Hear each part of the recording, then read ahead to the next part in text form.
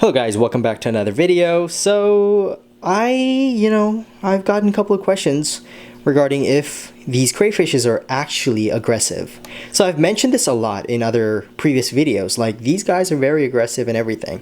So look, take a look at this crayfish right here. It's missing a claw, as well as this one. And they don't exactly get along well. So what they did is actually they're going the other direction just to avoid any trouble.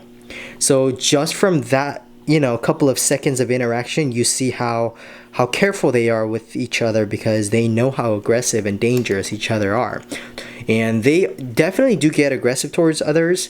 So in my case, I do have, a community tank that I provided for my crayfishes with enough hiding spaces and whatnot, like this one that you've seen previously. Made some additions and whatnot, but yeah, I do have a lot of hiding spaces and a lot of crayfishes, so they can not run into each other so often.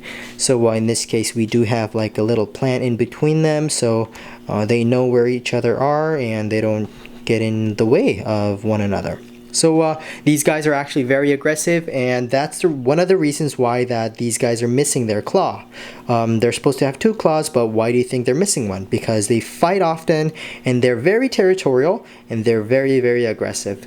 But you would probably ask at this point of the video why you are keeping all your crayfishes in the same tank if they are so aggressive. Right, that's actually a really good question. So here's the thing. In order for you to actually keep a community tank of crayfishes, you need to let them be adjusted to your fish tank, and that actually takes a while. So when they first get introduced to each other, that's when they're the most aggressive. So you have to be very careful to provide them enough hiding spaces and bunch of good, like rocks in between and plants in between, so that they don't actually run into each other. So the beginning part, maybe I'd say a couple of months. The first couple of months is when you should really watch out and sort out the most aggressive ones.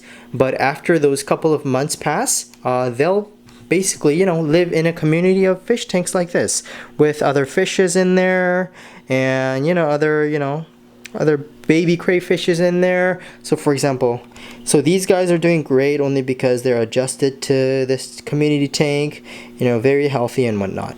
So these guys definitely are aggressive, but it does take an effort and patience to introduce them to one another, and that's actually very, very important. And some of the I say one of the better crayfish tank mates to have are like these middle area swimming fishes. Oh, you just saw my hand there. Hi. By that I mean like the fishes that swim above the ground level, and some of the fishes that actually swim like on the surface level. That's actually very important because these guys do catch a couple of fishes from time to time, but that's usually like the plecos. So I don't recommend keeping plecos when you have crayfishes in your fish tank, because they will definitely catch one of those guys and eat them. And I've actually lost 3 of my plecos, so it's very, very important that you make sure to do your research before you put any other fishes or any other creatures or animals, sea creatures or water creatures in your community tank of your crayfish tank.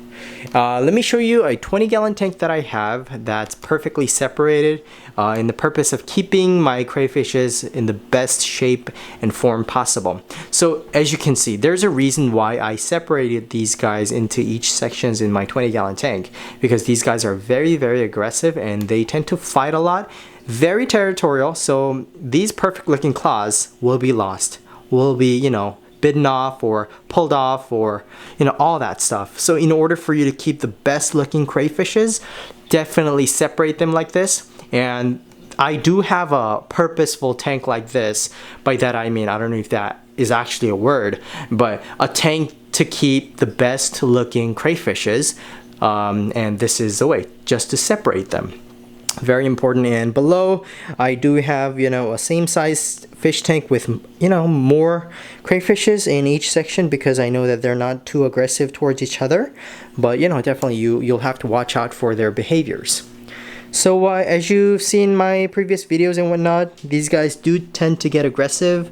So definitely watch out for, you know, any of their aggressive behaviors, and you'll be able to sort out, you know, if you should keep them together or separately. That's very important. And look how one is approaching, but you know, very hesitant, because they know how powerful one another are.